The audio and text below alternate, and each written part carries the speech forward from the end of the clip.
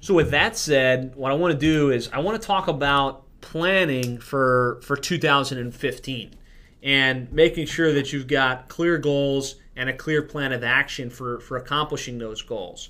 And I've mentioned it before, but Dean and I, as we grew the business from zero to 250,000 our first year to 500,000 our second year to $1 million the third year and just about $2 million this year, we had clear goals and we've had a very rigid process that we follow to set those goals. So the first thing I want you to understand is that without goals and a clear plan for accomplishment, you have very little chance of accomplishing anything significant. If you think you're just going to go by the seat of your pants and you're just going to take action and you're going to get things done, chances are you're going to be running in circles. It would be almost as if you set out on a trip from Miami to somewhere in Tallahassee, and you're like, oh, I'm just going to get into my car, I'm going to drive. But you don't know where you're going. You haven't taken a few minutes to either plug it into a GPS or run a MapQuest.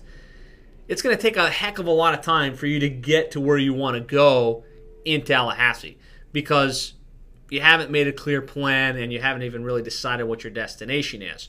So really, you need to spend this time because if you fail to plan, you're really planning to fail. And what really helped me get my head around this earlier in my career was a study that I found by Harvard. And listen, some people have said this study maybe never happened. All I know is the principles are true. And what they said within this study was back in 1979, a number of researchers put together a study and they interviewed a couple hundred Harvard grads back in 1979 and asked basically, do you have goals? Yes, no, and do you have written plans to accomplish those goals? And what they found was that 84% of the graduates didn't have any written goals. So they were just going to graduate and take life as it happened. 13% had goals, but they didn't have them written down. And 3%, only 3% of the class, had clear written goals and a clear plan of attack, exactly how they were going to accomplish those goals and make it happen in real life. And what they found as they circled back to these guys 20 years later, what happened in their lives, what happened as a result of the ones that didn't have goals and the ones that did have goals, they found that the 13% of the class who had goals were earning almost two times as much as the 84% that had no goals at all. So 2 times just because they had goals but they didn't have them written down. But really what's more staggering is that the 3% that had clear written goals were earning on average 10 times as much as the other 97% put together. And so I think that this study really proves the power that if you have goals and you're clear about what you want to accomplish and you write down, okay, this is how I think I'm going to go about making this happen in my life, you can really take control of your future. These guys make 10 times more than the other 97% of the other graduates. So I bought into this. I took it extremely serious. We set 5-year goals, we set annual goals, and we set quarterly goals. And I really would encourage you, if you're serious about accomplishing the goals that we talked about in our initial calls, and each one of us talked, and we talked about where you're trying to go and what you're trying to accomplish, I want you to make sure that you have written goals and plans for accomplishing them. And the main things you need to have are a 5-year goal, and this is going to feel like pie in the sky. It really is. And I don't want you to spend too much time thinking about how you're going to get to your 5-year goal, but I do want you to say, okay, where do I want to be in my business in the next 5 years? And it might be I want to be making $1 million per year in revenue. It might be $500,000 per year in revenue. Whatever it is, don't limit yourself in terms of what you think is possible, but just write it out. Here's where we want to be in 5 years. What I want you to get more serious about, and what we're going to be working through a little bit on today's call, and you'll have some homework afterwards, is what are you going to accomplish this year, 2015? So when we close the year in 2015 and we're looking back, where's the business? What is your goal? How much revenue? How many clients? How much do you put into your personal bank account? And then, of course, we'll break that into quarterly goals and monthly goals. And that is really the key metrics and the key things you want to be looking at. And then the other thing within this goal-setting framework is you don't set goals once. You don't say, okay, I wrote a goal and maybe one day I'll get there. You have to have a stopping point at the beginning of a new year, at the end of the month, at the end of the quarter, and at the end of the year where you look back. Because if you set a goal right now, let's say we're going to set our goals for 2015, and you don't know in your own mind that you're going to revisit that and say, okay, how did I do? I set a goal to have $10,000 per month in recurring revenue by the end of the quarter, and then the quarter comes and goes and you never think about it again. You haven't held yourself accountable to whether or not you made that happen. And so you need to make sure that goal setting and planning isn't a one-time thing. It's not a sporadic thing, but at a minimum, every quarter, and of course every year, you're going to stop and say, okay, there's 4 quarters in a year. I'm at the end of the quarter. Where am I at? Did I get where I wanted to be? Did I accomplish that goal? And this is extremely empowering. When you know in your own mind that you're going to do that at the end of Q1, at the end of Q2, at the end of Q4, at the end of the year, then you can set that goal with confidence. And whether you hit the goal or not isn't really that big a deal. You'll find that when you start setting goals and you start holding yourself accountable and you make sure you're taking action, the goals take care of themselves. But it might take a couple of quarters before you get clear on what's realistic and what can be accomplished. But this is really the framework I want you to have, in that you're going to set monthly, quarterly, and annual goals, and you're going to stop. And it's not going to be a 2-minute thing, but you're really maybe going to dedicate half a day or a day just to reflect. And Dean and I, every quarter, we stop for a full day. It's literally a full day of, okay, how did we do versus what we had set? And then what are we going to do in the next quarter? What things do we need to change? What modifications do we need to make in our business plan? So I know I've kind of talked in circles on this, but I really want it to be clear that you want to have a methodology and a framework, and you need to have this as part of what you're going to be doing. And so just in full disclosure, kind of share with you guys what our goals are as a company within Plumber and HVAC SEO. Our 10-year goal, or a 5-year goal, is to get to $10 million by 2020. And that's $10 million per year in recurring revenue. This year we closed out at about $2 million. So that's an aggressive goal. And I truly believe that we can make it happen, and we can make it happen within our plumbing and HVAC niche. Our goal for 2015, so that by the end of this year, our goal is to grow by $1 million in revenue. So grow from $2 million to $3 million. It's not a exponential goal. It's a goal that we can reach while really actually improving our profit margins and without having to make a major change to our staff. Where this year we had drastic changes. Going from $1 million to $2 million required setting up a full-time salesperson. It required hiring new writers, hiring new graphics designers, hiring new account managers, and kind of a state of frenzy throughout the year. We're going from $2 million to $3 million. We've done our numbers, so we can actually do that within the operational structure that we have. So that's what we're trying to accomplish in 2015. And then what we've done is we break this down. I'm going to show you how to do this within your business. I really just want to show you the model and give you the example of what we've done and what we're doing so that you can apply it to your business. But in order to get to $3 million per year in revenue, we're going to have to do $250,000 per month in revenue. And if you divide that out, our average is a little higher than this, but if our average is $1,590 per month, then we need 157 active clients. And we're currently at 127, billing about $185,000 per month. So we need to grow our net by 34 clients and increase our revenue by $70,000 per month. And so right now, our churn is a little bit all over the place. We've wanted to really lean heavily towards more loss than less. That way, as long as we hit our sales goals and we hit our retention goals, we accomplish what we're trying to do. And so we realize we're going to have to sell 8 lose no more than 4, and by the end of the year, we'll be on pace to have that $250,000 per month in recurring revenue.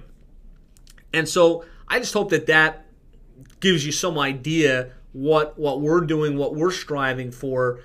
Obviously, we were where you're at right now. There was a point where we didn't have any clients, and we were really driving towards that first 10K, and then that first 25K, and then that first 50K.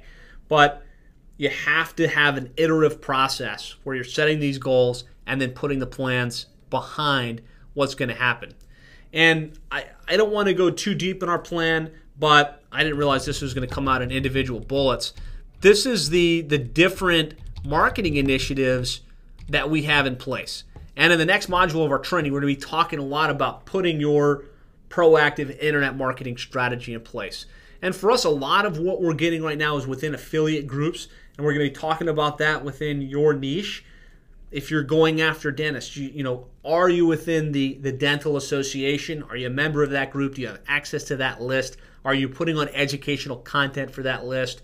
Are there subgroups within the dental association that you can become involved with? Well, we found within plumbing and HVAC, there are subgroups like QSC and Nexstar and Service Roundtable that we've been able to really insert ourselves into and develop relationships with that group, and that's been a major initiative for us. We're doing our One Plumber mailing, which you'll be learning about. We can call it the One Dentist mailing, or the One Roofer mailing, or the One Landscaper mailing. And what that is that on a weekly basis, we're choosing a particular city, let's say Denver. We're picking out the top 10 or 15 guys in that city, and we're sending them a relatively high-cost package in the mail. The copy of our book, a DVD of myself explaining who we are and what we do, interviews with our clients talking about how cool and how great we are, and really setting the pace that we only work with one plumbing company in each city. Right now we're trying to find the right company in Denver, and we'd like to do the same for them. So we're going to be doing that on a weekly basis. We just launched our new book, How to Triple Your Sales by Getting Your Internet Marketing Right, and that book is a positioning tool. And what we're doing with it is we're going to have a free offer on Facebook that says, hey, this is our new book. It helps you identify how you can triple your sales by getting your internet marketing right. It sells on Amazon for $9.95. We'd like to mail you a free copy of the book as well as a training DVD that explains our whole process. And the more guys we can get to take us up on that free offer, the more highly targeted leads our sales guy has to follow up with and close. And so I'm not going to go through all of these, but I just wanted you to see there's a lot of little things that we have in place, and there's a lot of different initiatives.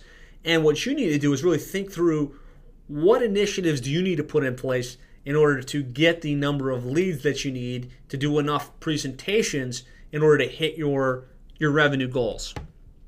So let's really start to apply this to your company. And what I want you to think about is, what are your goals for 2015? And I'd encourage you to take out a pad of paper and a pen, and don't feel like you have to overthink this. I said we spend about a day dedicated to goal setting and to thinking about what we want to accomplish and how we're going to get it done. But there's no time like the present. And sometimes we overthink things and we never get them done. So what I want you to do right now is just think about how much recurring revenue do you want to be billing by the end of 2015. And if you decide you want to be part of our coaching program after the course is done, this is going to be part of our ongoing process. Because what I find the number one gap that people have is they start to understand the marketing strategies, they start to understand the initiatives, but they need accountability. They need somebody that's saying, okay, you said you were going to hit this, but where are you at? Why don't you have that website up? Why haven't you been sending out enough of those letters and really helping to hold you accountable? But that's really a conversation for a later time. But really what I want you to do right now is think about 2015. We're a year out. The year's almost over. How much in monthly recurring revenue do you want to be billing?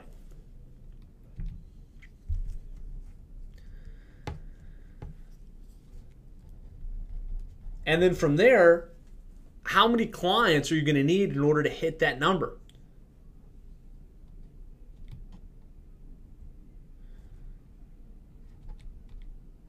And in order to figure that out, all you have to do is take the revenue and divide it by your average price. So depending upon where you're at and what you're thinking about doing, let's just say, and I talked to some of you, and I think this is about the average of where you guys want to be by the end of the year in terms of monthly recurring revenue. Let's say you want to get to $35,000. So by the end of next year, you want to be able to look and be able to see, wow, I've got $35,000, boom, boom, coming in every single month, and my business is on the rise, and this is very exciting, and you're going to sell for an average of $1,000 per month. And let's say you have clients that are higher. You can obviously adjust this if you think you're going to be selling for $1,500 per month, but let's just use $1,000 per month. So if we divide $35,000 by $1,000 per month, that means you're going to need 35 clients. And this is not a huge stretch. 35 clients is very manageable. It can definitely be accomplished over the course of a year. And then we have to figure out how many clients would you need to sell per month in order to get there by the end of the year. And so if we take that and we divide it by 12, we're looking at about 3 new clients per month. So if we can get you up to 3 clients per month, then we'll be well on pace to getting to that 35 clients, which would be well on pace to getting to that $35,000 per month in recurring revenue. I always think you should have a little bit of a goal beyond what the minimum is, because the reality is 100% retention doesn't exist. Even if you excel and you do a great job, some percentage of your clients are going to leave. They're going to say, hey, this was cool, we don't want to continue. Some of them you might execute flawlessly, they don't get the result, and then they're upset and they leave. So I would say you probably want to target, if you're looking at trying to get to about $35,000 per month or 35 clients, probably selling 4 new clients per month, assuming that you might lose 1 on a monthly basis. But if you can sell 4 per month, you should definitely be able to hit that goal. So that was just an illustration. That was just an example. I really want you to think about how many clients do you need to sell per month in order to hit your goal, whatever that goal is. I can tell you, working at Reach Local, doing this on my own for a number of years, it's not unrealistic if you have a good marketing strategy to bring in 3 to 6 new clients every single month. Average sales rep that I remember encountering at Reach Local was selling projects between $1,500 and $3,000 per month, and they were averaging, the not the top producers, but the solid guys, between 4 and 6 new clients per month. So don't feel like that's an unrealistic or too lofty of a goal. It takes proactive daily activity, but it's certainly not outside the realm of reality. We're on average today, with the way we have our business set up, selling between 8 to 10 new clients per month within our particular niche.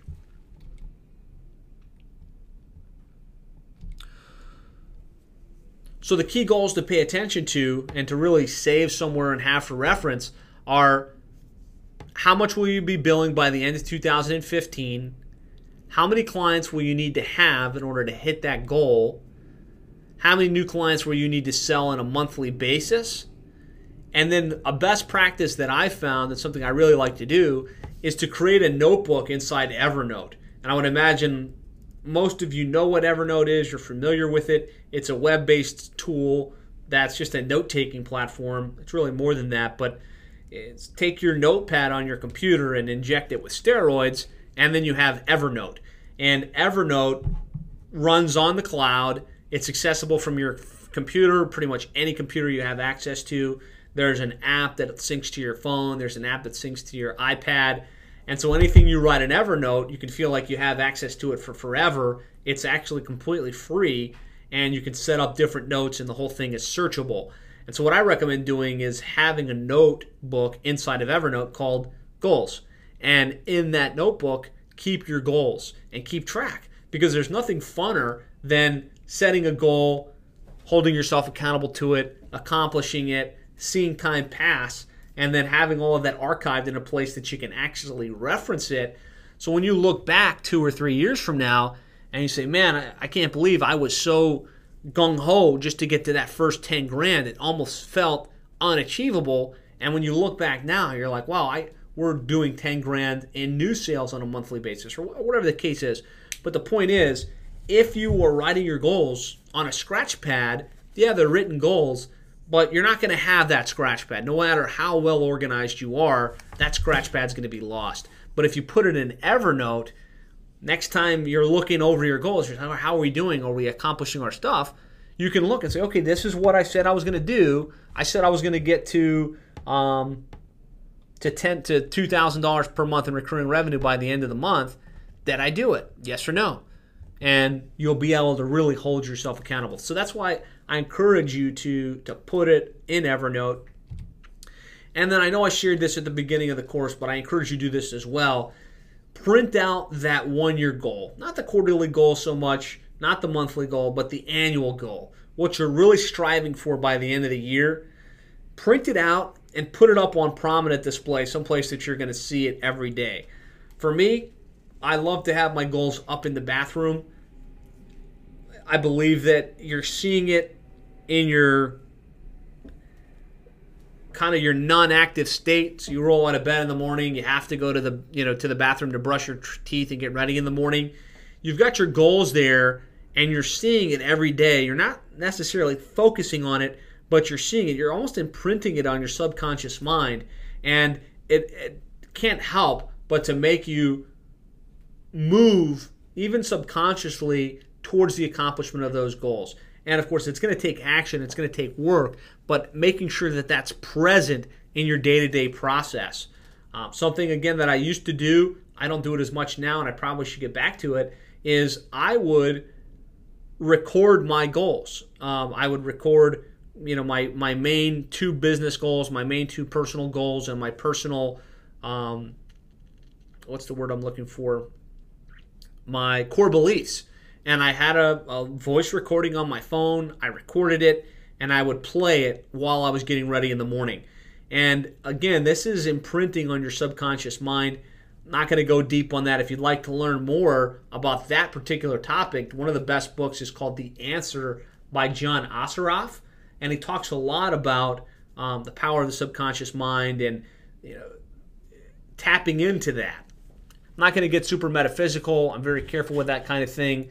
But it's been powerful for me. And so if you want to research The Answer by John Assaraf, if you want to, if nothing else, write out your goals and have them posted on your mirror and record even a 2-minute audio of you explaining to yourself what your goals are and what you want to accomplish, why you're passionate about accomplishing those goals, you will propel yourself towards the accomplishment of that particular goal. So now the plan of action is really where the rubber meets the road. If you don't know what you want to accomplish, you're certainly not going to accomplish it. But you'll also need to think through in the real world what needs to be done in order to make that happen. So if you are going to sell between 3 and 5 new clients per month, what do you have to do on a monthly basis to get those clients? And really what it boils down to is how many presentations and proposals do you have to put out every month? And in module 2, I believe it is, I don't know what module it is, there's a module where I walk you through the sales process, right? And the sales process really is involved in looking at their website and developing an assessment where you can show them, here are the problems, here's where you're not ranking, here's what's wrong with your website. And a presentation or an assessment meeting is doing that. Meeting with the client, showing them your findings, showing them where they have issues within their business, and then presenting your unique selling proposition. Here's what we can do. Here's how we're going to do it. Here's how much it's going to cost. And then a written proposal. Here's the program. Here's how much it's going to cost. I look forward to working with you. How many of those do you need to do in order to get your monthly objective? And I would think a good close ratio, decent close ratio, is between 20 and 30%. I saw something on the Facebook group about this, and I think there was a confusion on the ratios. So our retention rate of keeping clients is about 90%. Our close ratio from lead to sale is averaging about 40% right now. So I'm not sure if, I hope I didn't miscommunicate that at any point, but our retention rate's about 90%, our close ratio is about 40%, which is still pretty good. But I think a solid conservative close ratio is going to be somewhere between 20 and 30%. So if you want to close 4 new clients, just using our case study or example numbers, you're going to need to have at least 20 of those presentations and proposals with a 20% close ratio. So really what you need to think about, again, 20 proposals or presentations, assessments at a 20% close ratio nets you 4 new clients. 4 new clients at $1,000 per month with 1 losing per month brings you to about 35 clients at the end of the year, about $35,000 per month in recurring monthly revenue. So what exactly do you need to do in order to get those 20 presentations and proposals per month? And if you just kind of break it down into a week, typically there's 4 weeks per month, so you need to do 5 presentations and proposals per month. And that doesn't happen with a passive effort. It has to be a proactive, really reaching out to the prospects in your niche, getting in their face, getting their attention, and then getting their time on their calendar, not necessarily face-to-face, but via web-based meetings, having those review sessions, showing them where there's room for improvement, getting the proposal in their hands. And I can assure you, if you follow the process I shared, you're going to be able to get a 20% close ratio. The thing that you need to really work on is the activity, getting those meetings and making them happen.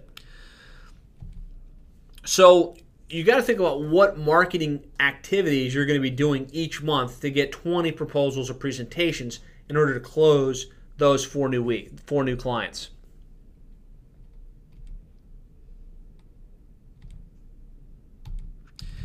And so there's strategic things you can do, and then there's tactical things you can do. And thanks for finding that typo, Adrian.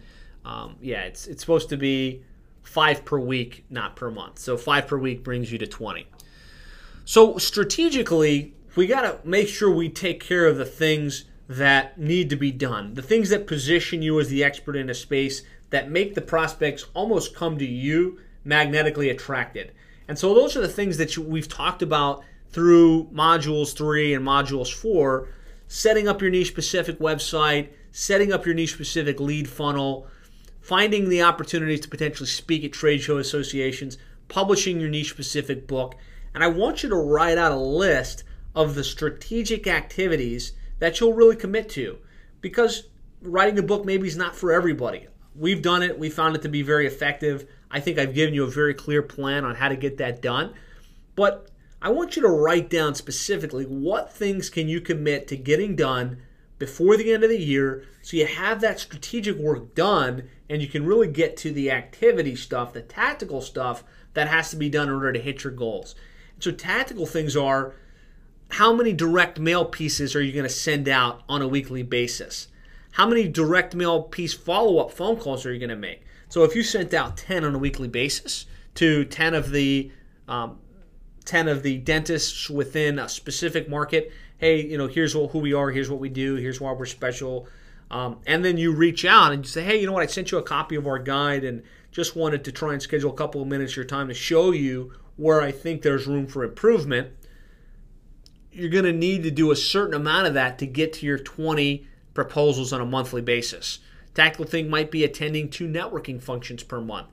If you're in a niche like dentistry or some of these others, there may be dental association meetings or society meetings in your local area that you can go and attend. There may be trade shows within your niche on a national basis that you can do on a monthly basis. And listen, if you can get to a trade show, even with only 20 or 30 prospects in attendance within your niche, and you just hang out, you don't have a fancy booth, you don't have a book, but you just hang out and say, hey, I work with landscape companies. I specialize in helping them get their internet marketing right and getting more leads online. love to talk with you for a couple minutes and really show you where I think there's room for improvement on your website. Would you be open to seeing that? I can assure you, you're going to get some leads from that. You're going to get some proposals, and you're going to get some clients. And so start to think about, and we'll go deeper on this after we get back in the new year in Module 7, putting together your proactive marketing strategy. But start thinking about what specific strategic and tactical things you're going to do on a monthly basis in order to get you to those 20 or 25 presentations and proposals on a monthly basis.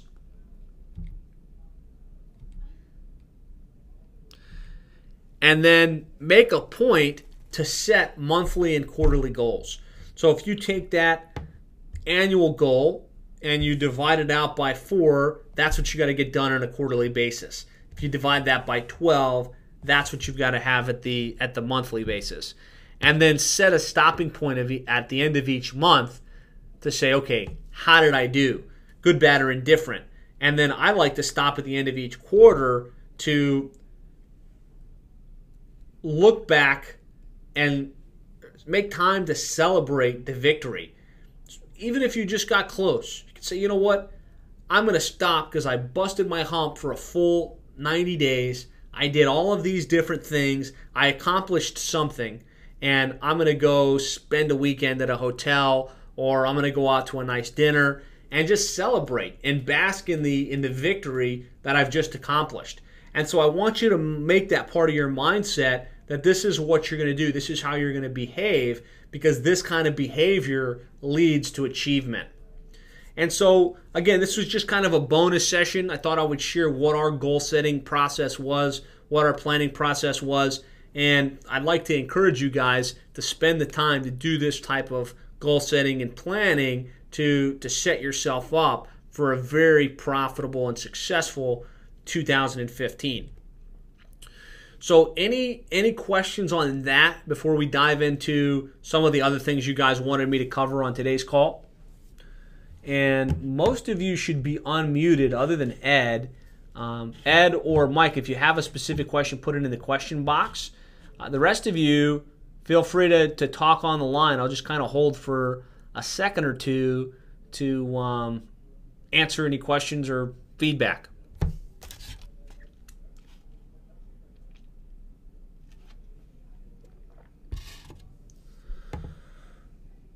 So Ed asked me how I grow Twitter followers. I would say based on where you're at right now, don't even think about Twitter followers. Twitter followers is not going to help you get more revenues or profits. And right now I think you need to get your first 10 or 15 clients. So Twitter's not the answer. I think, just my personal opinion, that's a wasted use of your time.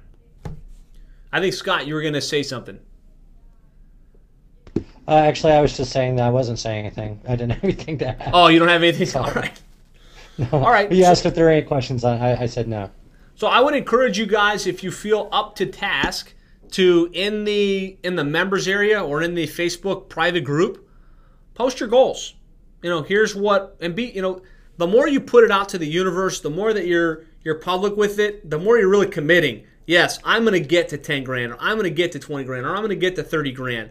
And I encourage you, if you put that on the group, I'll personally hold you accountable. The others in the group will hold you accountable. And you'll also be kind of putting some pressure on yourself because you committed to it. You put it out on a public place. And it's only public to those of us that are in the group. So don't feel like it's going out to everybody in the world. But if you're up to task, I challenge you to put that in there.